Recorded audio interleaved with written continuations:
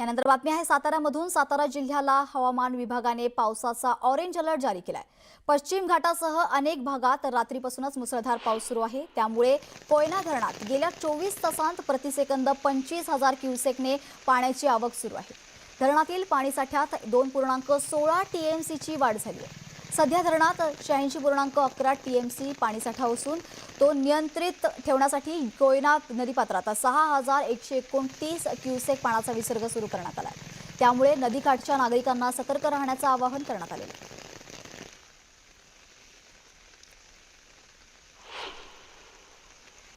तसेच बुलढाणा जिल्ह्यात देखील मुसळधार पावसामुळे जनजीवन पूर्णपणे विस्कळीत झालेले आहे। जळगाव जामोद या तालुक्यासह अनेक भागांना पावसानं झोडपून काढले। शेगाव वरवट रस्त्यावरील पुलावरून पाणी वाहून गेल्यानं खेडजवळ रस्ता बंद करण्यात आलेला आहे। त्यामुळे शेगाव आणि संग्रामपूरचा संपर्क तुटला असून माटर गावात अनेक घरांमध्ये पाणी शिरल्याचं देखील सांगण्यात येते आणि त्यामुळे मोठ्या प्रमाणात नागरिकांचं नुकसान झालंय।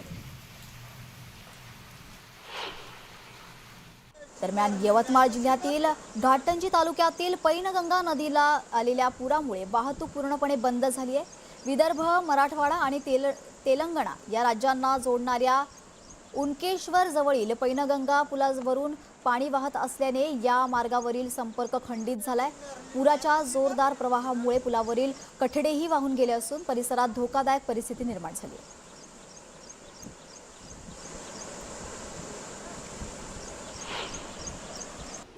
दरम्यान पुणे जिल्ह्यात झालेल्या मुसळधार पावसामुळे सोलापुरातील उजनी धरण हे ओव्हरफ्लो झालंय। त्यामुळे भीमा नदीत पाण्याचा विसर्ग वाढवण्यात आलेला आहे। दक्षिण सोलापूर तालुक्यातील चिंचपूर बांधारा इथल्या पूर्णपणे पाण्याखाली गेला असून महाराष्ट्र आणि कर्नाटकमधील संपर्क तुटलाय। दरम्यान बंधाऱ्यावरील वाहतूक बंद करण्यात आली असून कोणताही अनुचित प्रकार घडू नये यासाठी प्रशासन अलर्ट मोडवर आलेलं आहे।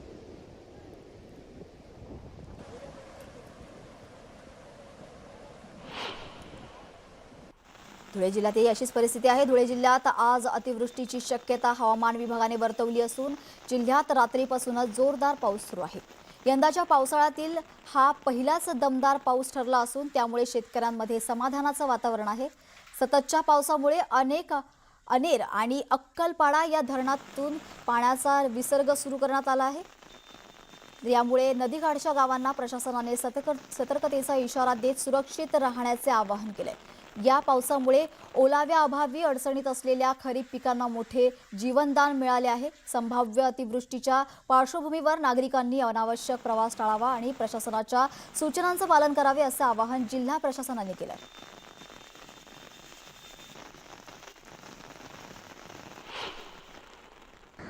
दरम्यान अकोला जिल्ह्यात मुसळधार पाऊस झालेला आहे। त्यामुळे बाळापूर तालुक्यातील मन, निर्गुणा आणि महेश या नद्या दुथडी भरून वाहत आहेत। नद्यांच्या पाणी पातळीत सातत्याने वाढ होत असल्यानं सखल भागात पाणी साचायला सुरुवात झालेली आहे। दरम्यान नागरिकांनी नदीपात्रात जाऊ नये असं आवाहन प्रशासनाकडून करण्यात आलं। तर महसूल, पोलीस आणि आपत्ती व्यवस्थापन यंत्रणा अलर्ट मोडवर आलेली आहे।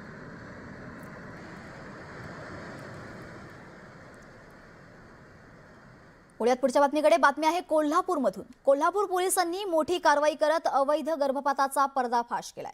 धक्कादायक बाब म्हणजे एक माजी सिव्हिल सर्जनच केले असून सुमारे 300 गर्भपात केल्याने ही माहिती तपासातून उघड झाली आहे।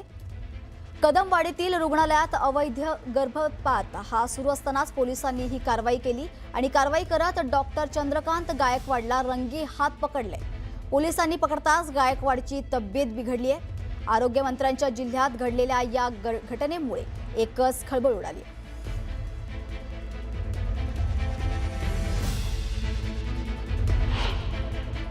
डॉक्टर चंद्रकांत गायकवाड हे त्या सदर महिलेला गर्भपाताच्या गोळ्या दिल्या होत्या व तिचा गर्भपात करण्याची तयारी करत होते।